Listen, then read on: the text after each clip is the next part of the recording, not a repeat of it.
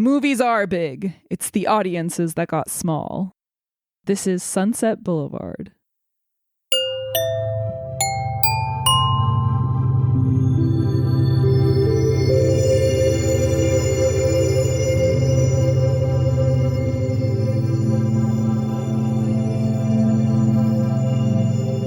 Hey, everybody. Hey. Welcome to Seen and Heard. This is the podcast where two entertainment assistants go through the Sight and Sound Top 100 Greatest Films of All Time list. I'm Greg. I'm Jackie. And we're back on the Sight and Sound list this week for a special film. I feel like I say that way too. We have a special film. Real special episode. But it is. Come on. These are the greatest films of all time. No, this one's really iconic. It is. Wait, what was the last movie we did? Psycho. Also a special film. Yeah, these are iconic. Yeah. We have you're right. No, really, there are two very special films. What was before that? Well, our best of list. Okay.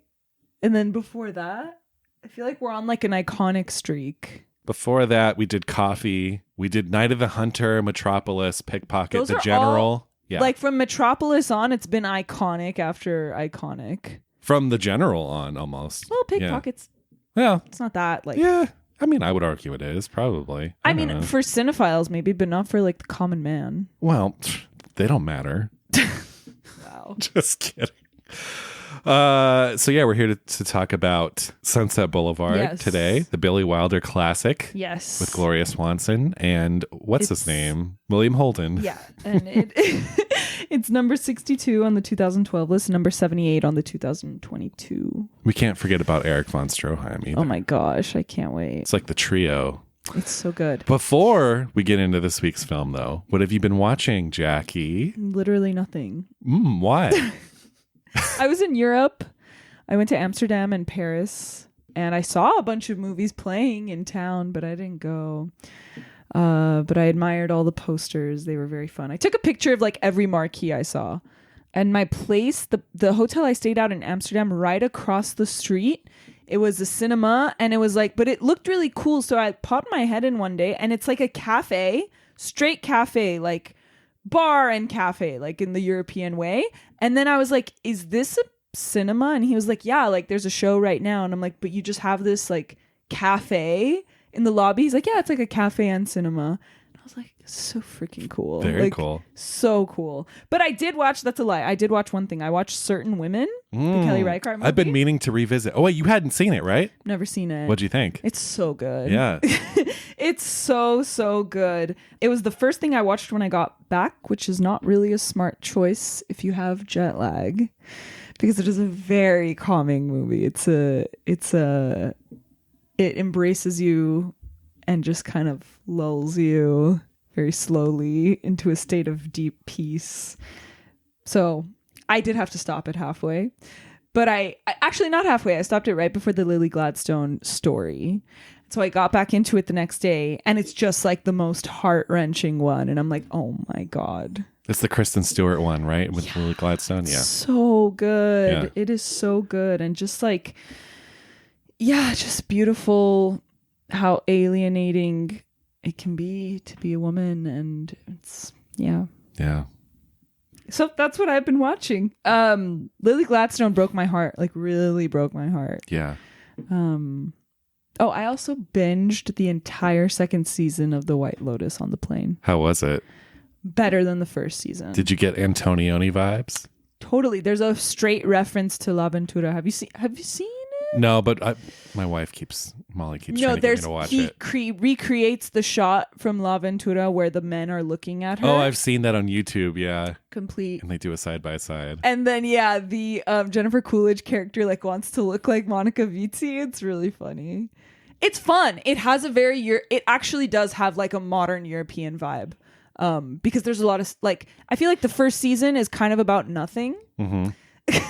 And the second season, not nothing, but it's like, I don't know. I just think the second season has a very cool European sex vibe.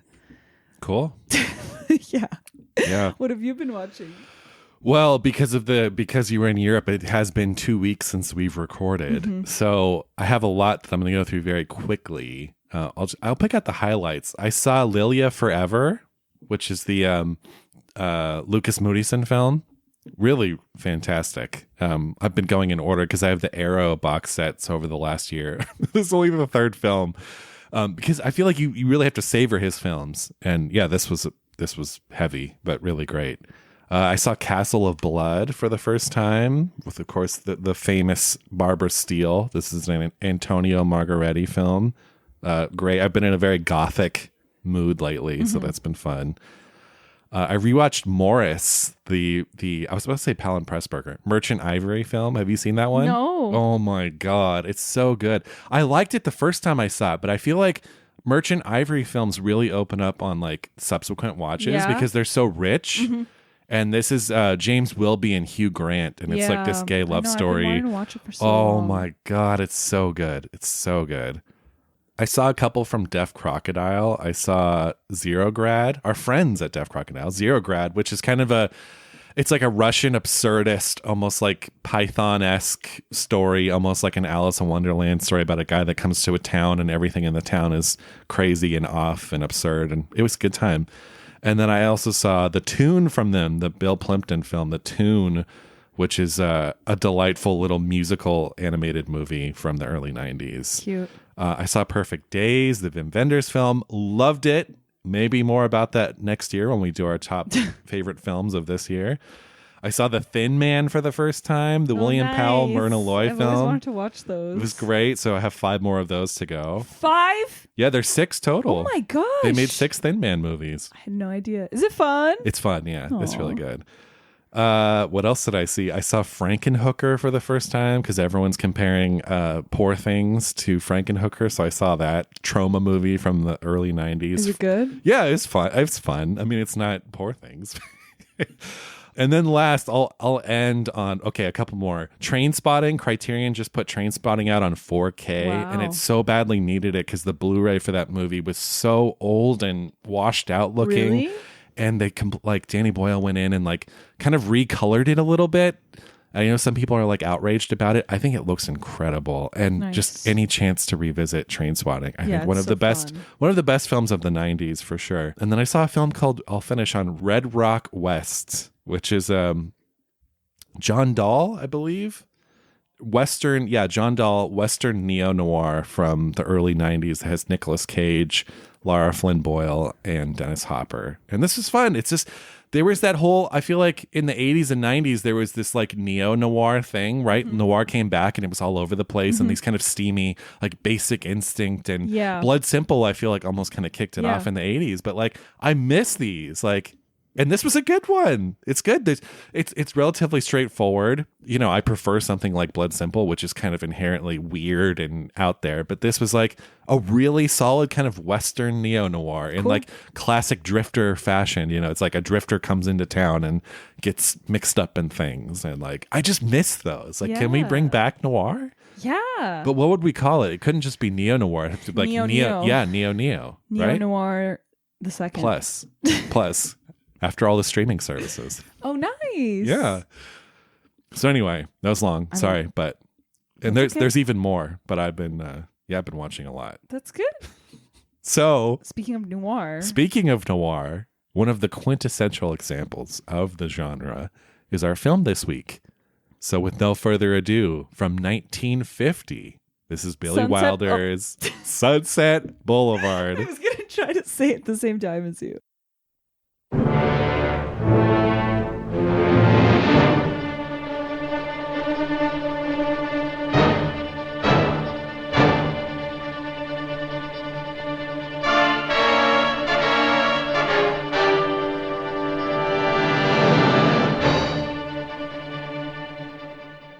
Sunset Boulevard was released in 1950. It was directed by Billy Wilder, co-written by Wilder, Charles Brackett, and D.M. Marshman Jr. Cinematography by John F. Seitz, and music by Franz Waxman. A down-on-his-luck screenwriter named Joe Gillis is about to have his car impounded. In a chase with the repo men, he pops a tire and is forced to pull into the driveway of a giant mansion on Sunset Boulevard. The inhabitant of said mansion is none other than Norma Desmond, a star of silent pictures who has been riding out the wave of talkies at home with the help of her butler, Max. Norma wants to make a return to the screen and asks Joe to help her with a script she's writing, a vehicle for her to star in. Desperate for money, he agrees. Norma is convinced she can present the script to her favorite director, Cecil B. DeMille, and she'll be back on the silver screen in no time. Joe learns that Max feeds her delusions, sending her fan mail and taking caution to protect her fragile mental state. Norma spends lavishly on a new wardrobe for Joe, introduces him to her once famous silent film friends, and throws a New Year's Eve party where she confesses her love. Joe leaves, but returns when Max informs him that Norma has slit her wrists. Norma and Joe visit Paramount Studios to see DeMille, who is kind to her to protect her feelings. Meanwhile, Joe catches up with a script reader, Betty, who encourages him to pursue an idea he had for a script. Joe and Betty start writing the script in the evenings when Joe can sneak away from Norma. Eventually, they fall in love. Max reveals to Joe that he was once a famous director and Norma's first husband. Norma finds out about Betty and tries to sabotage the relationship. Joe calls Betty to the house and makes a show of rejecting her to please Norma and free Betty of all this madness. Afterwards, he packs his bags to leave, but a hysterical Norma shoots and kills him. The next day, press and police are swarming the mansion, and Norma is in a state of mental shock, unaware of her surroundings. Max plays director one last time, using the news cameras to convince Norma she's in the middle of a scene to lure her down the stairs. The film stars William Holden as Joe Gillis, Gloria Swanson as Norma Desmond, Eric von Stroheim as Max von Meerling, and Nancy Olson as Betty Schaefer. There is a long list of silent film queens who allegedly inspired the creation of Norma Desmond because they fell into a reclusive life after their careers faded away or they struggled with mental health. Just a few of them: Mary Pickford, Pola Negri, Mae Murray, Clara Bow, Norma Talmadge. In terms of who's going to play Norma Desmond, many stars were approached, apparently. Greta Garbo, again, and some of them overlap with the people who allegedly inspired her. Pola Negri, Clara Bow, Mary Pickford, Norma Shearer. But it was George Cukor who told Wilder to go for Gloria Swanson. And because she lived like an very extravagant life and she didn't have a smooth transition into talking pictures, but she was in a few of them. She wasn't obviously she wasn't exactly Norma Desmond, but she appeared in a few silent films. And then she, of her own accord, was like, I'm going to move to New York and do theater and radio. And so that was her story. Of course, you'll remember Eric von Stroheim, both because he directed Greed, which was number 84 on the list, and because he starred in Grand Illusion, which was number 73 on the list. That's right. I forgot he was in Grand Illusion. Right? He was great. He was the guy with the thing. Yes. Exactly. Remember that guy? The guy with the thing? The film Joe and Norma Desmond watch in her home is Queen Kelly, which was actually directed by Stroheim, starring Gloria Swanson. Meta. This is the most meta movie ever. I mean, for its time, for sure. Apparently Montgomery Clift was originally supposed to play Joe, but he dropped out kind of last minute. And some people say that it's because he was dating an older woman at the time. She was the singer. Her name was Libby Holman. And yeah, apparently some people say that's why he dropped out, because he didn't want to be in a movie about a young man dating an older woman. You know what? No shade against William Holden. I would have preferred Montgomery Clift. Do you think? He's just he's more boyish. He's a more interesting actor too. Yeah. I think. Yeah. Actually, funnily enough, so they wanted to make Norma Desmond older. Like Billy Wilder wanted her to appear older and more wrinkly, let's say. And Gloria Swanson was she wouldn't allow herself to do that. She has all this money, and we even see it in the movie, how she goes through a health regime. She wouldn't let herself become like that. Right. So what they did instead is they aged down William Holden. Oh, okay. So he's apparently a little older than he appears. I kind of felt that. Right? When they go to visit Cecil B. DeMille, that is the set of his 1949 film Samson and Delilah. Oh, okay. Okay. And in reality, DeMille and Swanson made 6 films together. It was an unofficial series about marriage. But she didn't play the same character. She played a different character in each one. It was an unofficial series. But it was all about marriage. Sounds cool. I know. Aside from DeMille playing himself, you have Buster Keaton, Anna Q. Nilsson, H.B. Warner as the wax figures. That's what he was calling them, right? Yeah. her silent film friends. And Hedda Hopper, the columnist, also appears playing herself. This was the last collaboration between Billy Wilder and Charles Brackett. They had written 16 films together, and this was the last one. And Brackett never really knew why the partnership ended. Like in later years, he's come out and said that, and then Wilder refused to comment. I know. Something happened. He's saying nothing happened. It was really amicable, but it just ended. You have Edith Head doing costumes. She said this was the most difficult film she ever did. Really? Yeah. And she was working really closely with Gloria Swanson because Swanson was around, right? She literally lived this life. So she was helping me figure out what Norma Desmond would wear, what they wore back then, because it's her style is not really old. She keeps up with fashion, but not too much. She's dressing more early 40s, where the film is set in 1950, but it's they didn't want her to be completely out of fashion. Right. Yeah. So fun stuff. Wow. The shot of William Holden in the pool was shot with a mirror on the bottom of the pool, because apparently they were going to put the camera in a waterproof box, but it wasn't working out. The production designer, his name is Hans Dreyer. He used to design movie stars' homes. He designed Mae West's home. And the boat bed, Norma Desmond's bed, is actually from the 1925 Phantom of the Opera movie. Isn't that crazy? That's so cool. I know. It's really awesome. Wow. It was shot. The Paramount backlot scenes were all shot on the Paramount backlot. Schwab's drugstore was a real place. Mm-hmm. They had to recreate the interior. The exterior of Norma Desmond's house is a house on Wilshire. It was owned by the former wife of J. Paul Getty, but it has since been demolished. Sad. I know.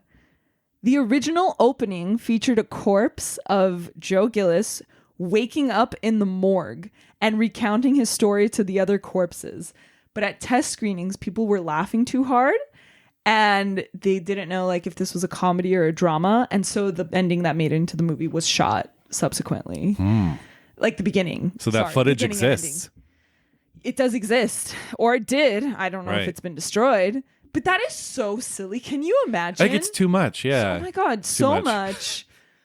There was a private screening at Paramount for film royalty, and Barbara Stanwyck knelt to kiss the hem of Gloria Swanson's skirt after the film ended. Wow. How freaking cool is she? It's so Barbara cool. Stanwyck is incredible. As if I didn't love her enough, look at her paying her dues and kissing Gloria Swanson's dress. And not only probably because she just admires her performance, but just an actress watching this movie and then having that reaction and going and doing that. That's so cool. Incredible. I think that's amazing.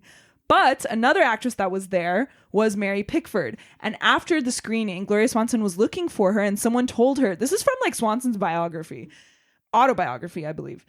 Someone told her she was too overcome, she had to leave. Wow. Isn't that so sad? And then also at this screening, Louis B. Mayer cussed Billy Wilder out, said you've made a disgrace of this industry that gave you so much. And Wilder told him to go fuck himself. Nice. In front of everyone, all that Hollywood royalty. I love that. I know. A true rebel. I love him so much.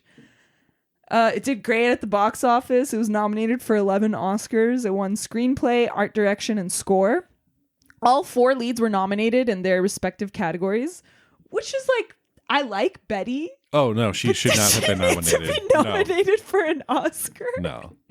It's literally just the most... it's a good performance, but it's very much like a gee whiz performance. Exactly. Yeah. Say, you should really write this. Yeah. The film is number 16 on the AFI Greatest American Films of All Time list. A few years after the film's release, it was being adapted as a stage musical in which Gloria Swanson herself was going to star, and it was called Boulevard! But it fell through, and then Stephen Sondheim wanted to do it, but he met Billy Wilder once, and Wilder told him I really think this should be an opera instead. And Sondheim was okay, I'm not going to do it. But finally, in 1993, a musical adaptation premiered in the West End, music by Andrew Lloyd Webber, starring Patti LuPone as Norma Desmond, and then it opened on Broadway in 1994 with Glenn Close playing Norma Desmond. Oh. People love this musical. I've never and listened to it, but it's very popular. I thought it was like newer, like in the last 10 years. I didn't know it's like 30 years old. Yeah. Huh. We'll have to give the music a listen. I know. I really want to. Those are my specs. Hey. No notes. You covered It's so hard to do movies like this and Psycho. Like, there are books written about these movies, about the making of these movies. Yeah. So it's like so hard. I think you covered all the bases. Thank you. I wanted to make sure I did. But there's just so much Hollywood history behind it. Like, I feel like it's important to know exactly how many movies Gloria Swanson made with the real DeMille and with the real von Stroheim. Like, I think it's just like, it's so meta. I love it. I know. Is this the first Hollywood film that's like critical of Hollywood? Probably. Right? I was thinking about that. And that's one of the things I love so much about it. Yeah, now this is like a popular thing that's embraced such a by popular everybody. Genre, yeah. Hollywood now loves anti-Hollywood stories, ironically. Yeah. Although some of them, and I didn't see Babylon, but some of them burn and crash. But Babylon, burn and crash. Yeah. Yeah. Okay, initial thoughts. First of all, I want to just say, if you own this movie on Blu-ray from Paramount, which I believe is the only Blu-ray in the US that's been put out, check your disc, because I went to go put this in the other day and the disc had rotted. So this is like a problem with Blu-rays made kind of earlier, up until like, it's certain plants where they would press discs. In fact, Criterion had this problem with certain movies, but my disc wouldn't play. It was like, I turned it over and the bottom was like all bronze. So it's called disc rot or bronzing. So I had to watch this streaming. I was so crushed. I first saw this in high school, I think, and I instantly loved it, and I love it now. Yeah, honestly. I mean, there's nothing. I've seen it maybe 6 or 7 times over the years, and have I seen this on the big screen? I think I've seen this on the big screen once, like a decade ago. That sounds really fun. I love this movie. Yeah. I mean, what's not to love? It has everything, and it's acidic, and it's beautiful, and it's grand, and it's gothic, and it's snarky in a fun way, and it's witty.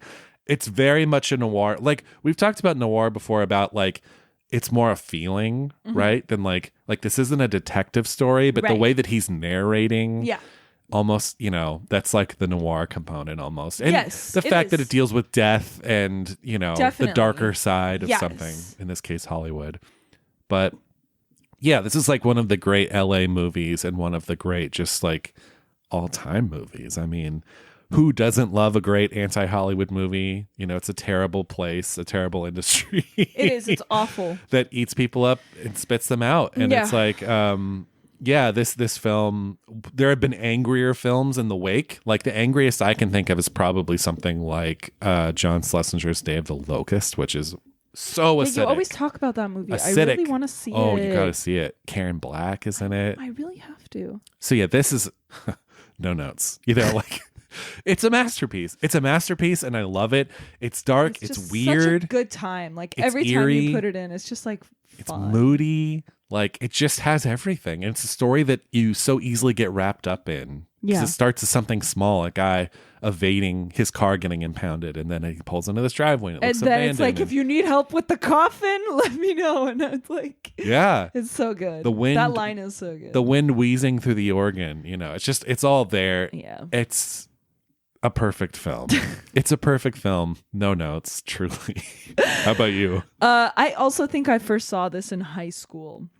And I have a similar reaction. How do you love movies and you don't love this movie? And it's not because of the story so much as just like everything. Yeah. But it's also about the story too. Like, the way that the two are merged, of how just like the filmmaking is so good, and also it's about movies. I just feel like it's an ultimate movie person movie. Yeah.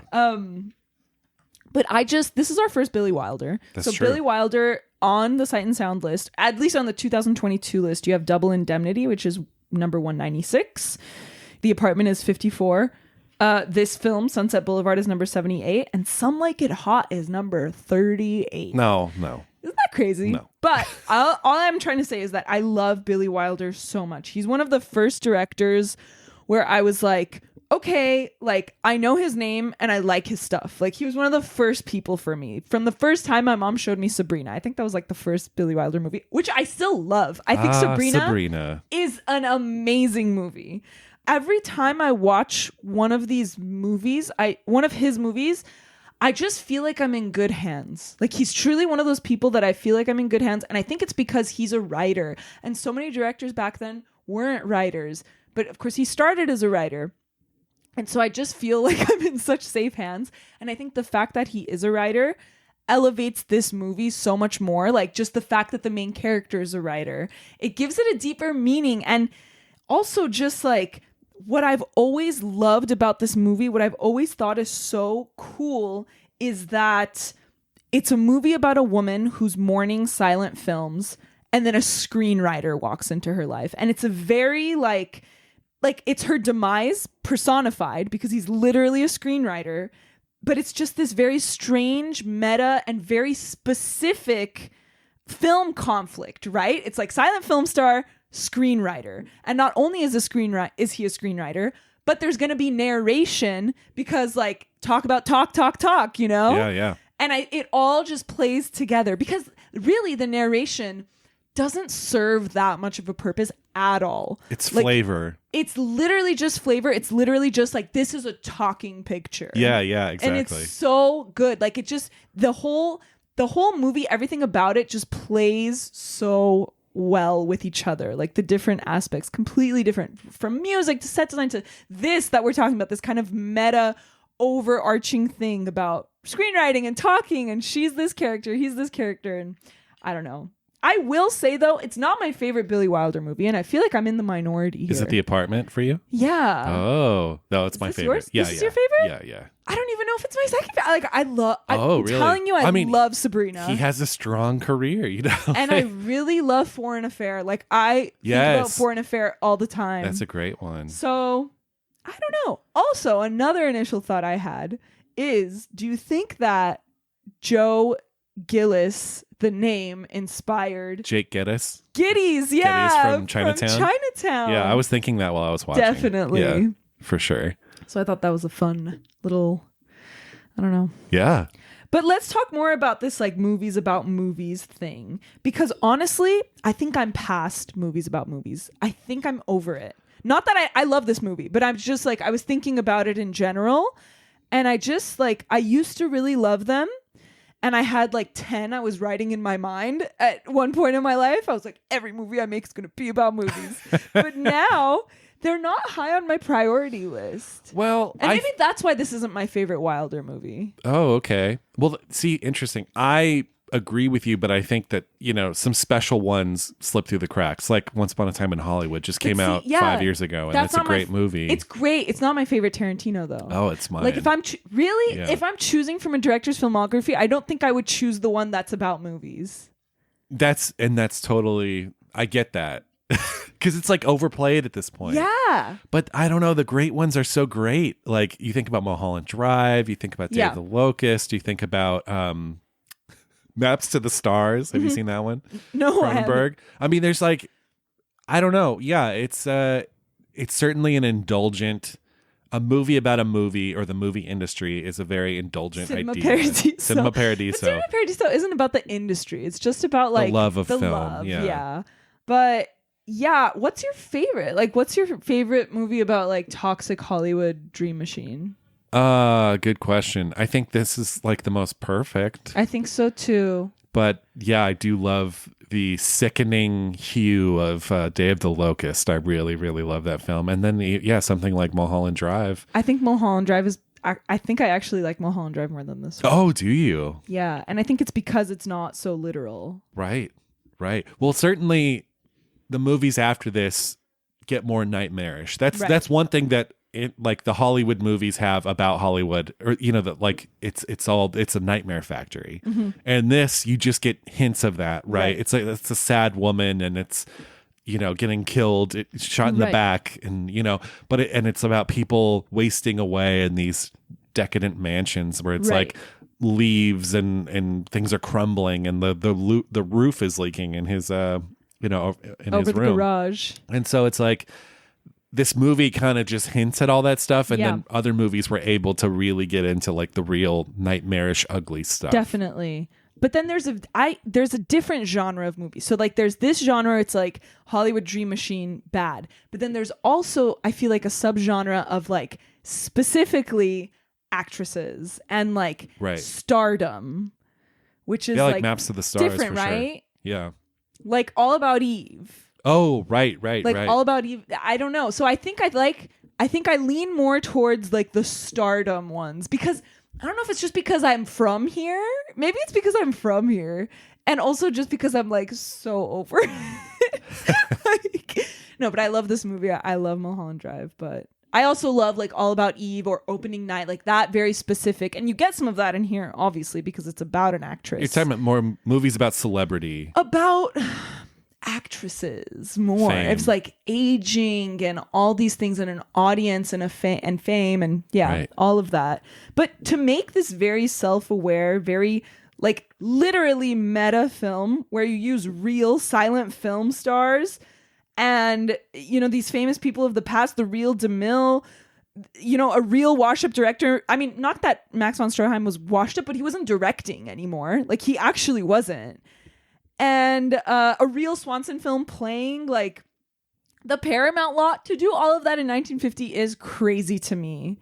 And yeah, I think there's a reason that Mayer got mad at Wilder. I'm kind of surprised that they didn't rename Paramount, like use the studio, but rename it, because they don't look good in the movie. I know. It's incredible. It's truly incredible. Yeah. And for being so literal like that, it still feels like you're in a fever dream, which is like so cool. The Buster Keaton stuff. Yeah. I mean, he's only in one scene, but yeah, the card scene. They're playing bridge. Yeah. Do you know how to play bridge? What is bridge? I don't know. Is it's it a the card same game. as Rummy? Because I like Rummy. No, it's not. Rummy's simple. Bridge is like complicated, I feel like. I don't know. I've never played bridge. It's so hard. What do you mean? What? Rummy is so complicated? Is it? Yeah. Aren't you just making runs? Yeah, but you can't enter the game until you've calculated like 30 or something. Like it's very hard. I didn't know that. Yeah, it's fun though. Do you want to talk about the last 5 minutes, or do you want to talk about the look and feel of the movie? Let's talk about the look and feel first. Okay. Before we get to the last 5 minutes. Let's talk about the look and feel of the movie. I mean, it's like the atmosphere. Like I said, the wind in the pipe organ. There's like her greeting him from the window when he first sees her, and she's kind of obscured. Almost like, I hate to bring her back, but Disneyland, when you go on the Snow White ride, and you look up and the evil queen just kind of pulls the curtain aside. That's one of my favorite things about Disneyland. Yeah, I love that little detail. One of my favorite things to do at Disneyland is just wait for that window to open. And there's like the monkey. So it's like these weird. It's so weird. It immediately sets the stage. Like it's off-putting and it's gothic and it's creepy and just something's not right. And it's like, oh, it's so, I guess to bring it back, I hate to do this again to Disneyland. But you could feel the influence of something like Tower of Terror, the way it used to be before it was Guardians of the Galaxy, whatever shit. But like you could feel that old Hollywood that's been forgotten, and there's cobwebs and there's old things from the 20s. And it's just like, and so many Norma Desmonds. He has that great line, something about like when he first stumbles upon the house, and I don't have it in front of me, but something paraphrasing like, oh, it's the kind of movie, it's the kind of house that only crazy movie people built. Literally. And it's like, that like 1920s decadence. Right. Yes. When the movie industry was like brand new and people were like stars for the first time. He said something about they were being paid $18,000 a week with no taxes. Isn't that insane? Is that true? 100 years ago? Yeah, some of them were. Sure. That's crazy. I believe it. That's wild. Yeah.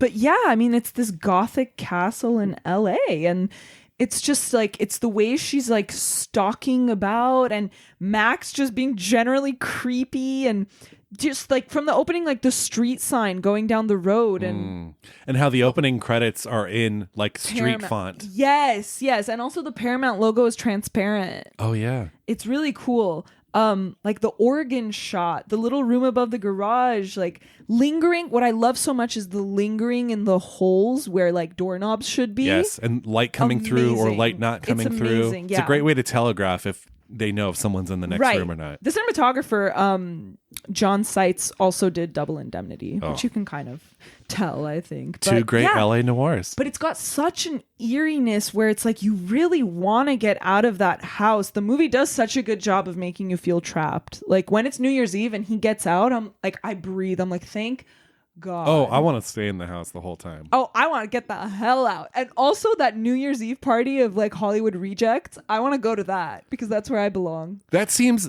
that whole party, again, I was not around then. I feel like for it being kind of like the lower end, like their assistants and things. And assistant directors and script readers. It seemed a little like, and again, maybe in the late 40s, early 50s, this was just the vibe, but it seemed a little like, I don't know. What? Not authentic? Yeah, I don't know. I felt like I was in the party from Carol. Oh, totally, yeah. It's fun. I want to go to that party. Going now to a party of assistants, that's bleak. That's bleak. They're playing some like terrible music. People are doing drugs. People are just trying to forget all of their pain and sorrow.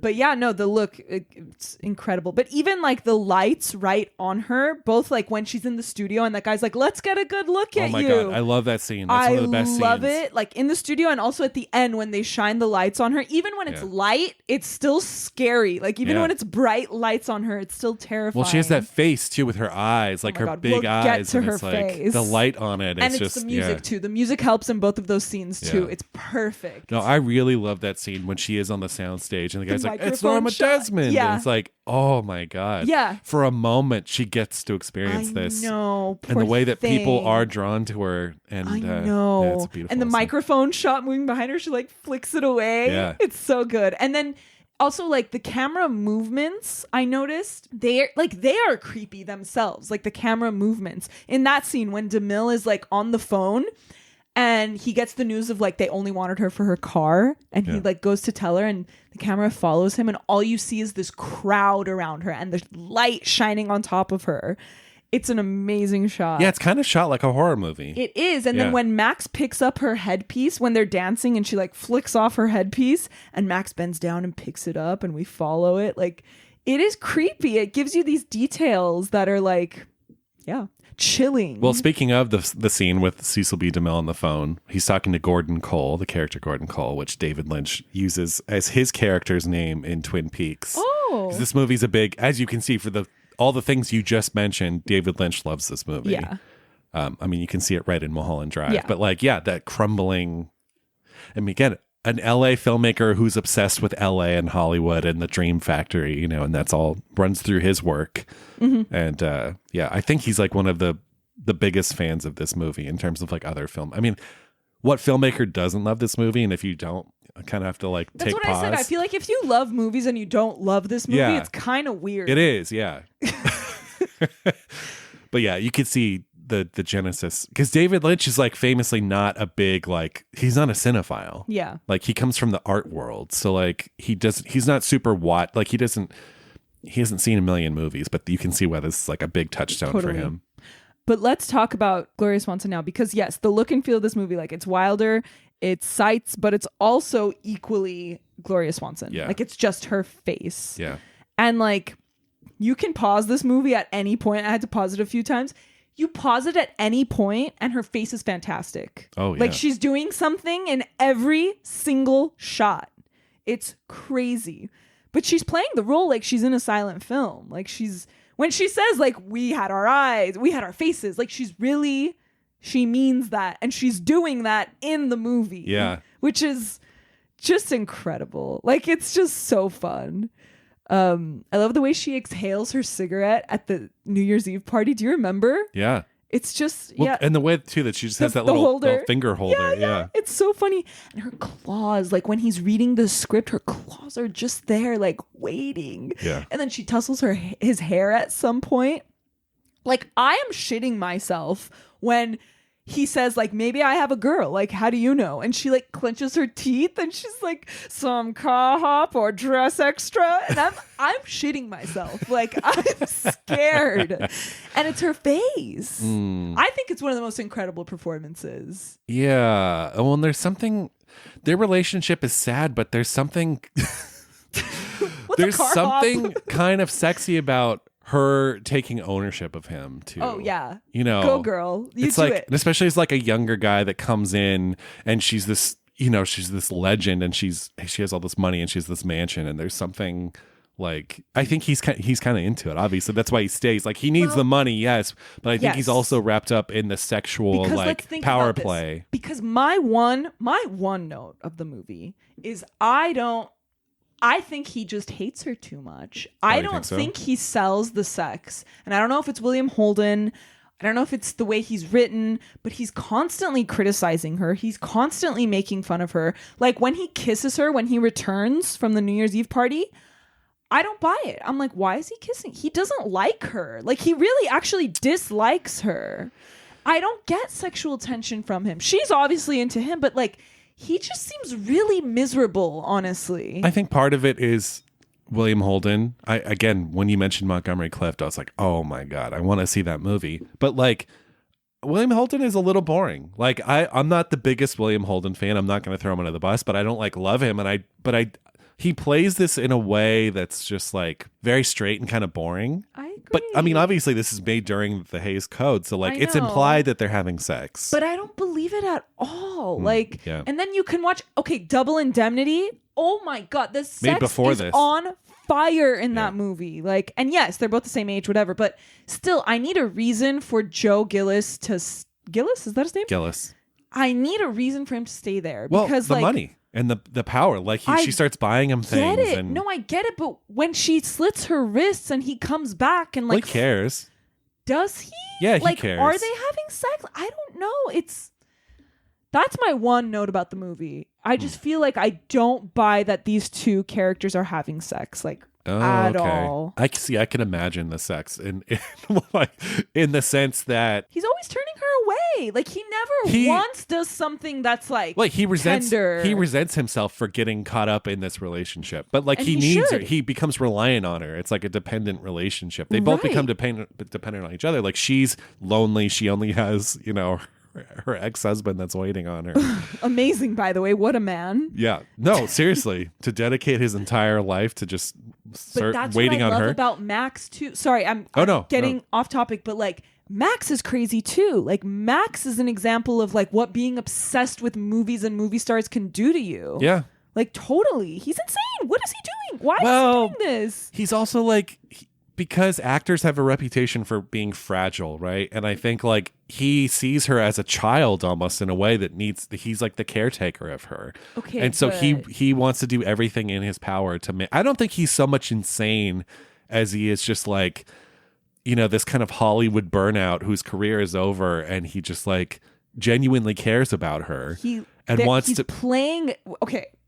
No, go ahead. No, I just feel like I get what he feels for her.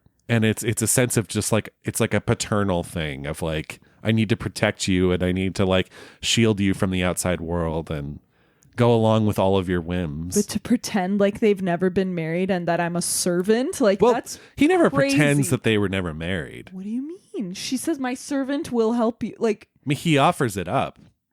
He tells William Holden. That takes a kind of craziness to become your ex-wife's butler and delude her and call her madame and like, I mean, I think he's obsessed with her. Yeah, but like obsessed with her well-being and yeah.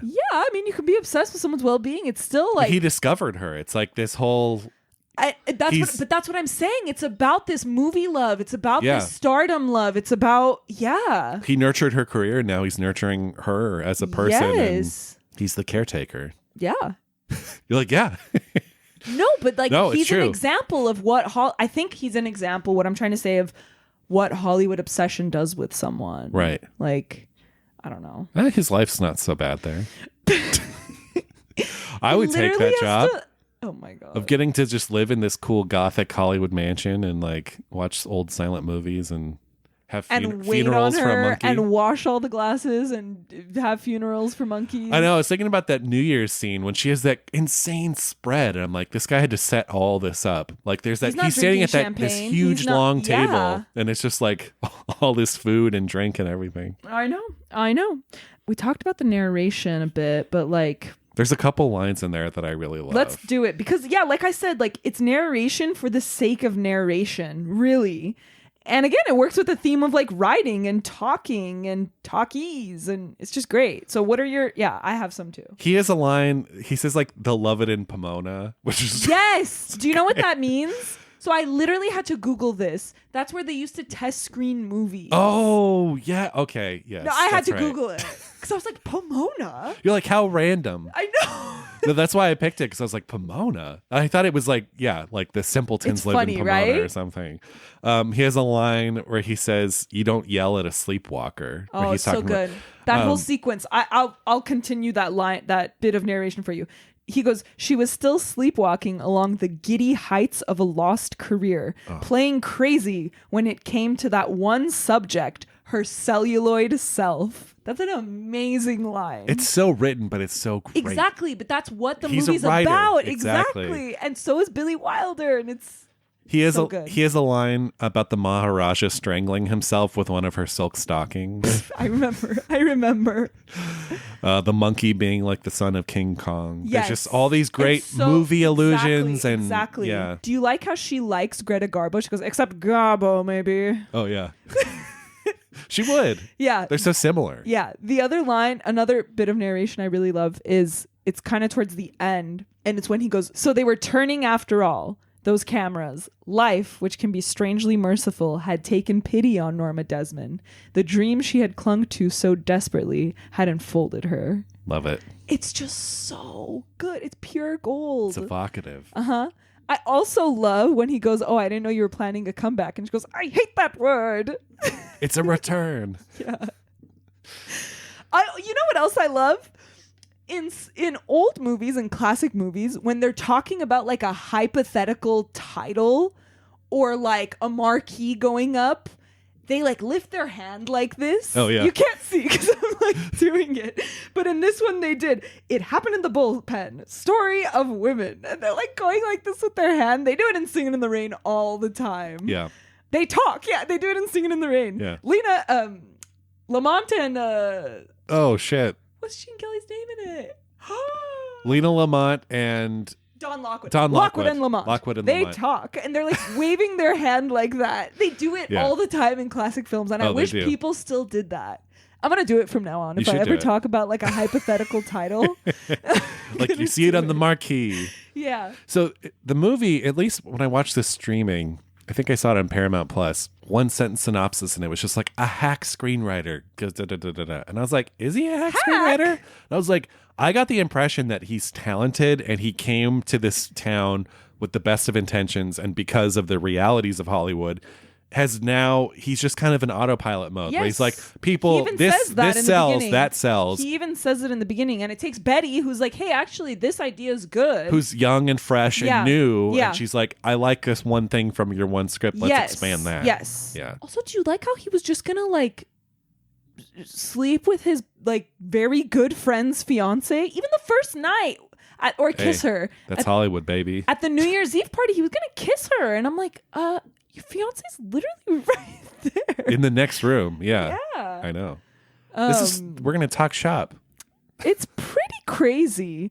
You know, I wonder, the three of them, if Max, Norma, and whatever William Holden's name is, Joe Gillis, if they ever had fun together. Never. I don't You get think that so? at all. You don't think Max ever joined in? Never.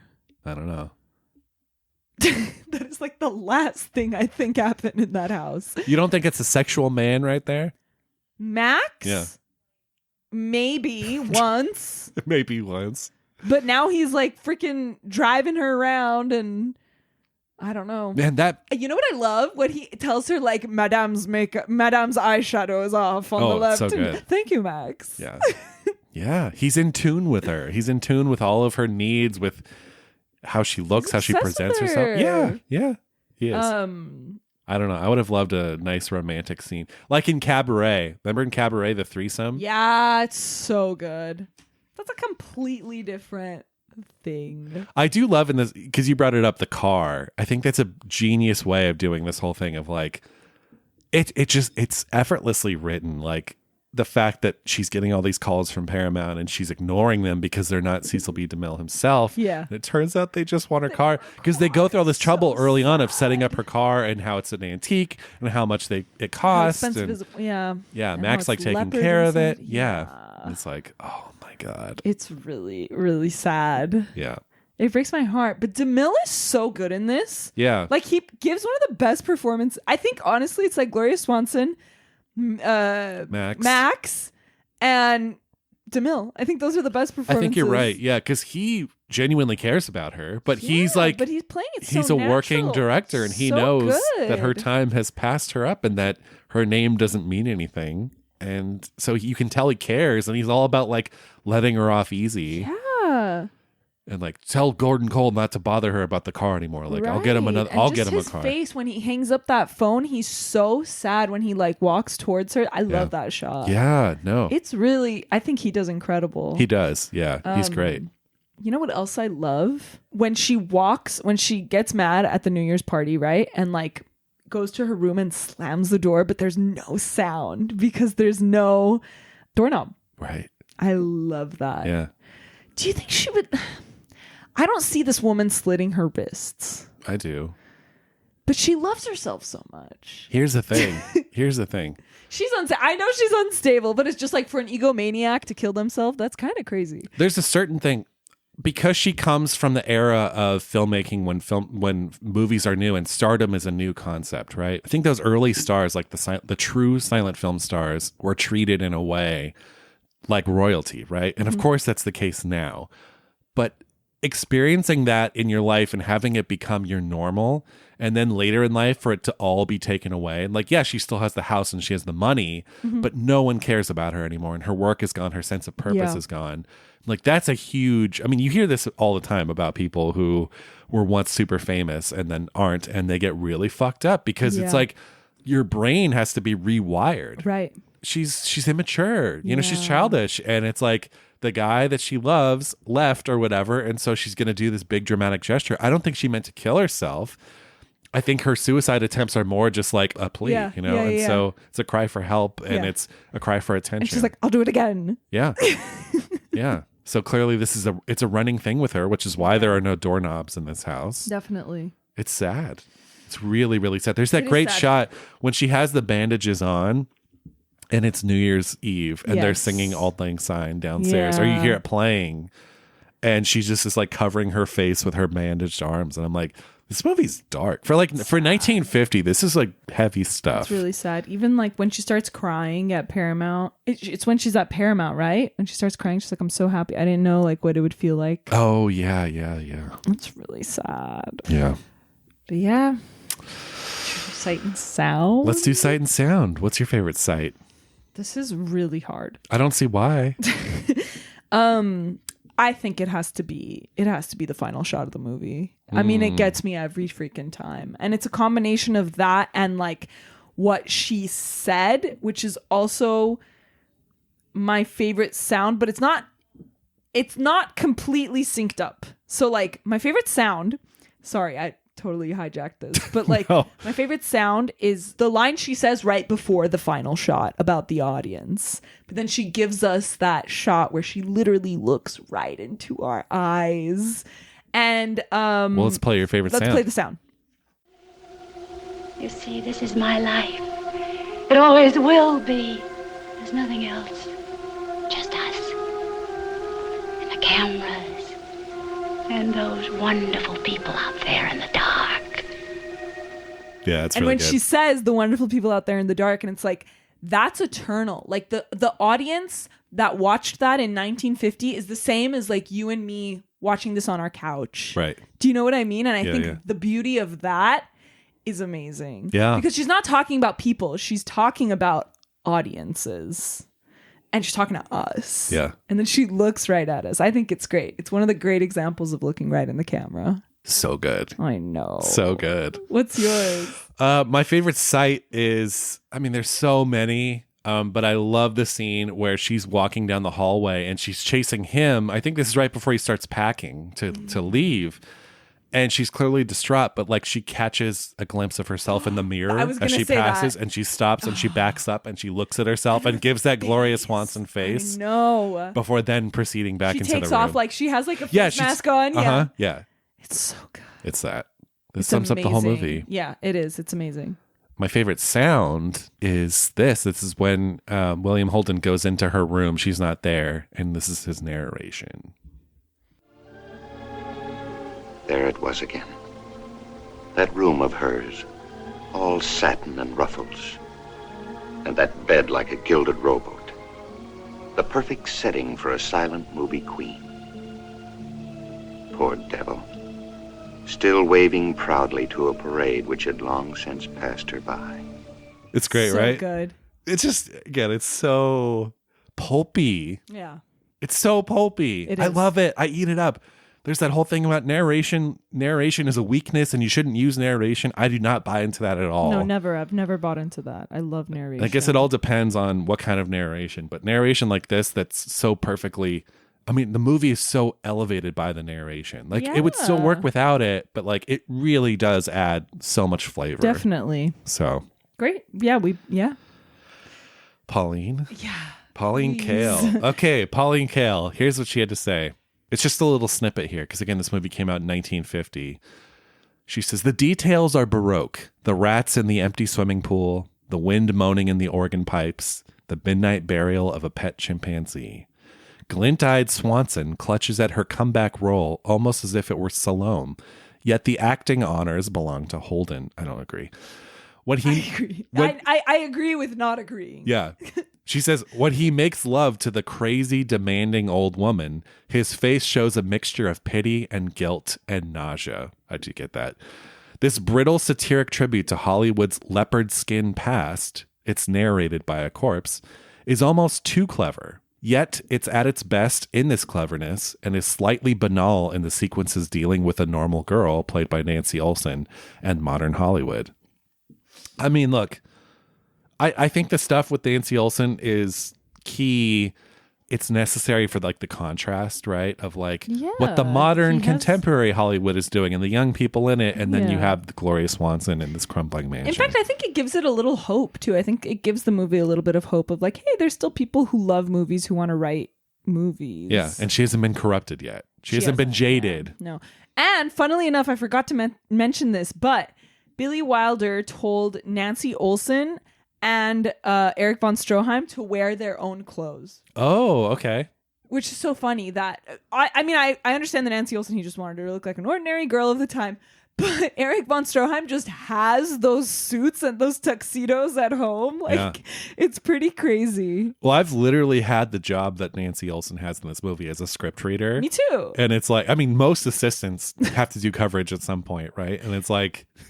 just makes it look so glamorous in this movie. She has her own office. Yes, and there's a bit of narration about like her cubby hole of an office. I'm like, that's a big office. Nice office on the lot. Yeah. Well, they used to have like readers for the whole studio, which I don't think they have anymore. I'm pretty sure it's just like the development execs assistants that do things. Yeah, that's how it was. When made. I was a reader, it was from home. I didn't even go to the office.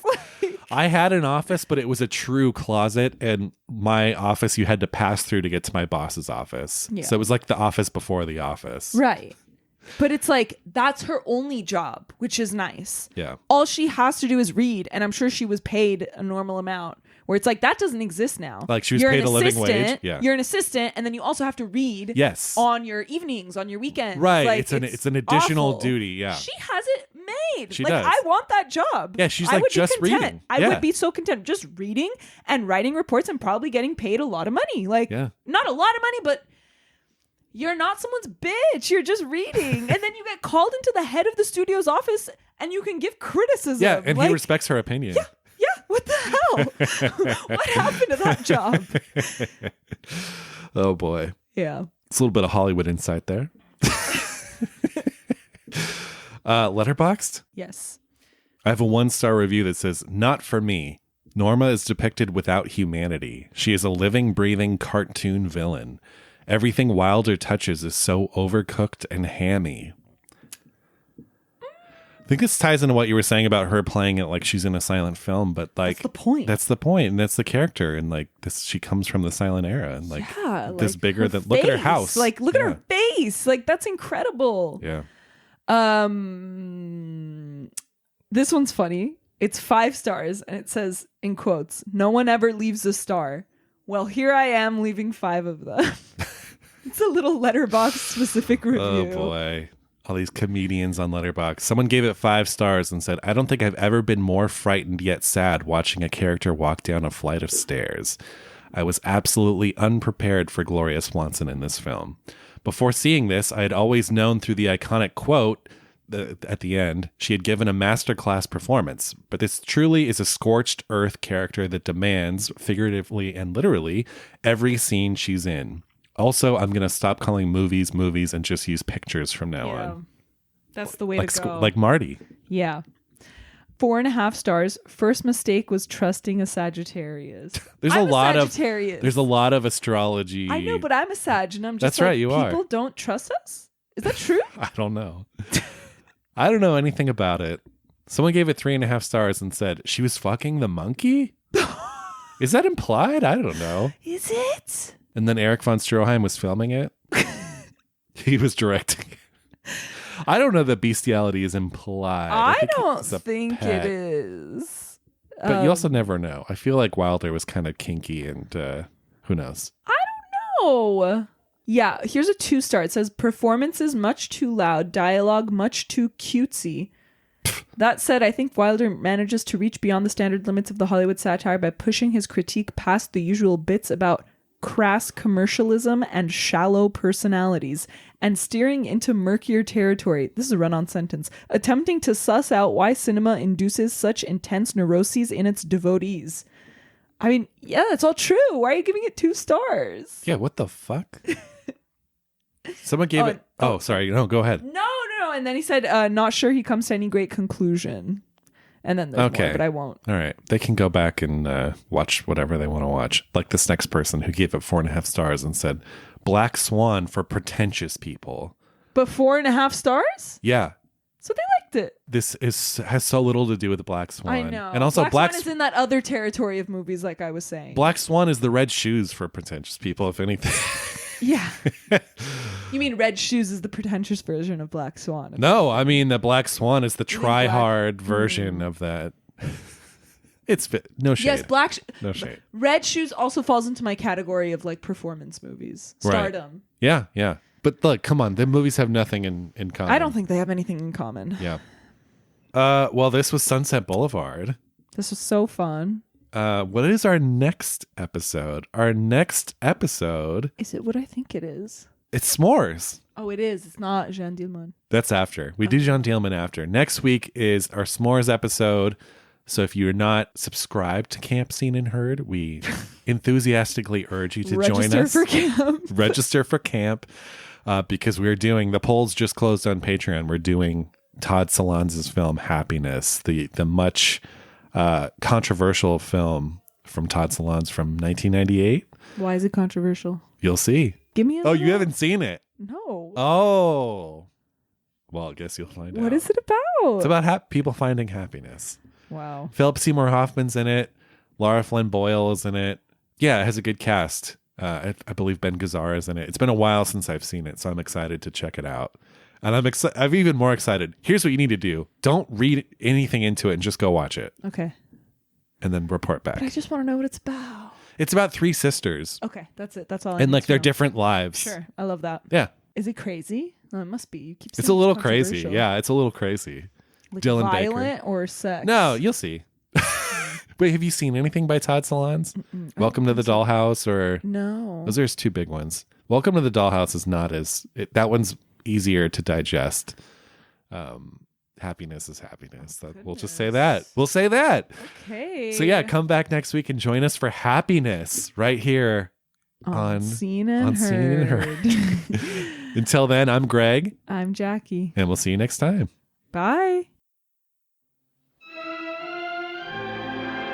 Special thanks to the patrons at our highest tier, John Pennington and Cynthia Fordwell. Seen and Heard is an official podcast of the Arroyo Film Club. We'd love to hear from you. If you want to drop us a line, you can find us on email at hello@seenandheardpod.com or on Instagram @seenandheardpod.